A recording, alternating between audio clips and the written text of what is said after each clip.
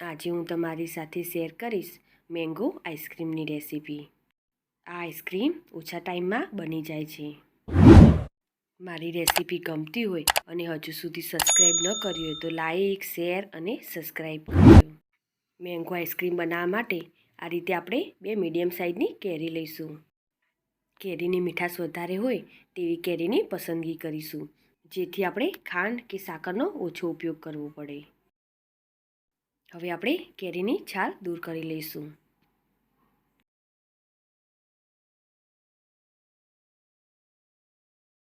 કેરીને છોલી લીધા પછી આપણે તેના નાના નાના ટુકડા કરી લઈશું। બંને કેરીના આપણે આ રીતે ટુકડા કરી લીધા છે।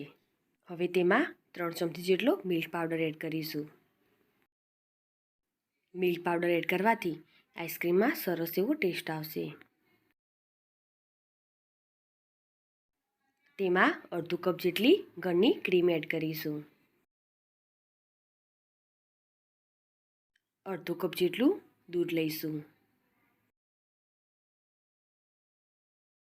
આઈસ્ક્રીમમાં મીઠાશ માટે આપણે 2 ચમચી જેટલો સાકરનો પાવડર એડ કરીશું। સાકરની જગ્યાએ ખાંડ પણ એડ કરી શકાય। બધી જ વસ્તુને સરસ રીતે મિક્સ કરી લઈશું।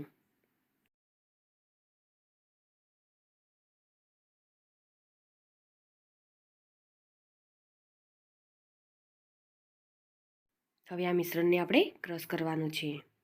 હવે આપણે એક મિક્સર જાર લઈશું અને તેમાં આપણે તેને ક્રશ કરી લઈશું।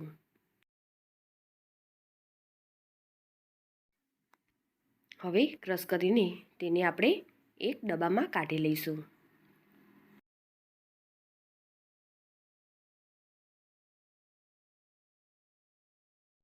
બધા જ મિશ્રણને આપણે ક્રશ કરી લીધું છે। હવે ચમચીના મદદથી તેને સેટ કરી લઈશું।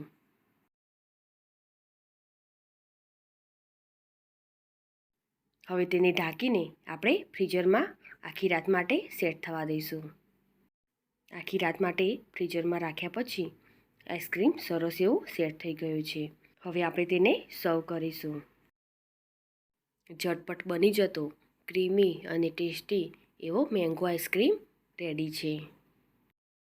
મારી આ રેસીપી તમને ગમી હોય તો ચોક્કસથી લાઈક કરજો, સાથે જ તમારા ફેમિલી મેમ્બર્સ અને ફ્રેન્ડ્સ જોડે શેર કરજો અને મારી આ ચેનલ સબસ્ક્રાઈબ કરી બાજુ આપેલ બેલ આઇકન પ્રેસ કરજો, જેથી નવી રેસીપીના અપડેટ તમને મળતા રહે।